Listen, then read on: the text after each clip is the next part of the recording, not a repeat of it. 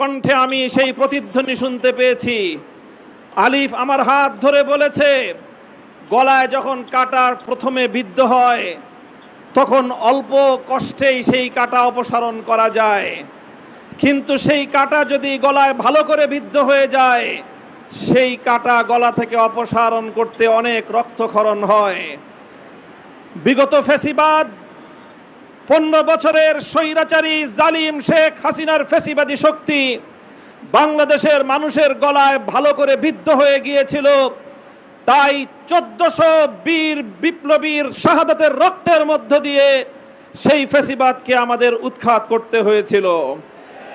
আবার নতুন করে যেই ফ্যাসিবাদ জেকে বসার চেষ্টা করছে, যদি আমরা শুরুতেই তাকে সঠিকভাবে ফ্যাসিবাদের পথ থেকে সরিয়ে আনতে না পারি, তাহলে 1400 দ্বিগুণে 2800 মানুষের রক্তের মাধ্যমে আমাদের এই ফ্যাসিবাদ মুক্ত করতে হবে।